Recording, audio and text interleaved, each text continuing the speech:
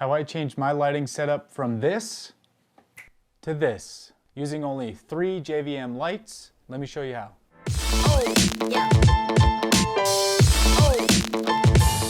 So as you can see, I have a pretty modest studio space. It's actually my living room.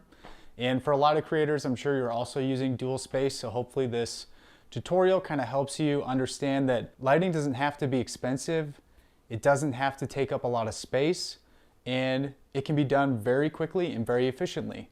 So the first thing we want to do is start with a blank canvas. So as you can see, I have a pretty large window here. I need to make sure that I close the blinds and try to block out as much light as possible. Ooh, we're getting a nice little sunset. Cool. So now that we have the light blocked, we can start by pulling out our actual lighting equipment. And what I'm going to be using today are GVM's 850D 40-watt lights. So this is the setup here. I have 3 lights. They come in this awesome carrying case. It's super easy. I kind of broke a cardinal rule and I went with the Neewer Softbox. There just isn't a softbox for these small LED style lights better that I've found than this Neewer Softbox. If you're opening up the GVM package, you're going to notice that you have 3 LED lights. Highly recommend you invest in batteries.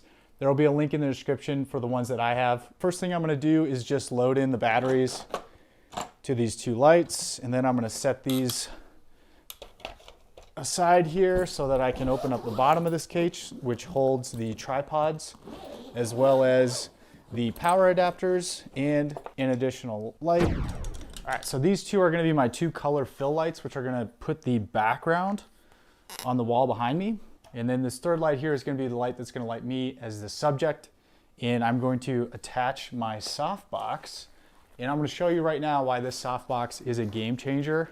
It's worth every penny. It's also super affordable compared to the high-end equipment. And I found that it works great. But hey, you tell me in the comments, do you like the lighting setup? Check this out. So this softbox pops out.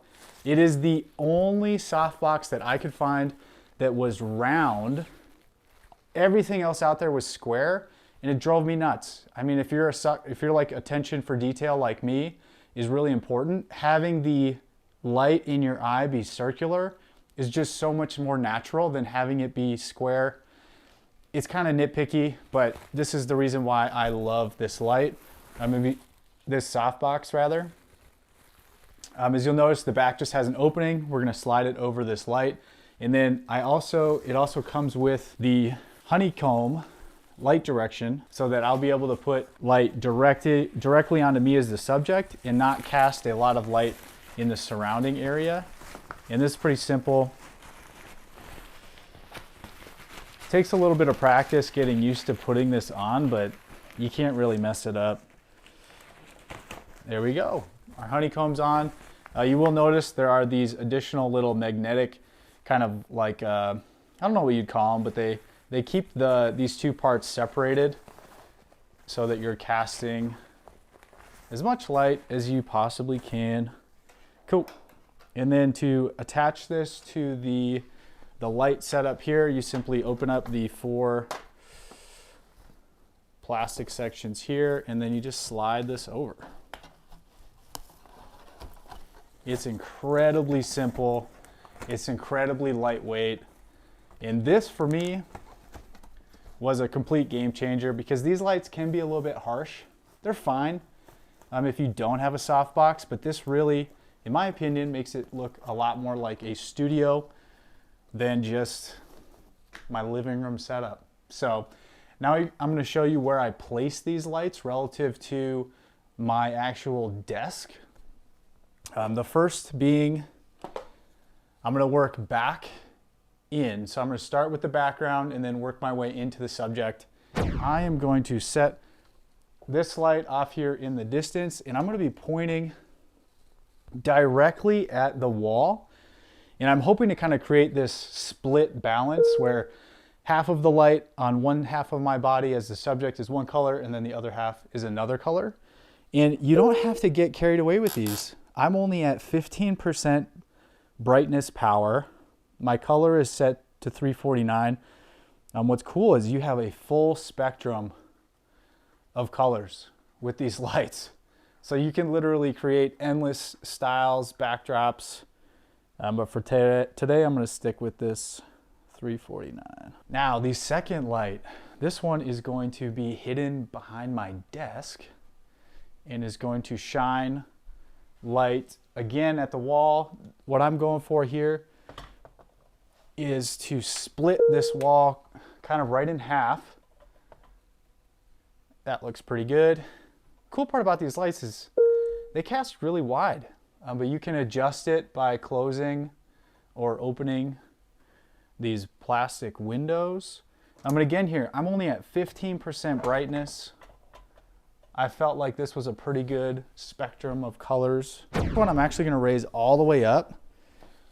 One thing to keep in mind, these tripods are really cheap.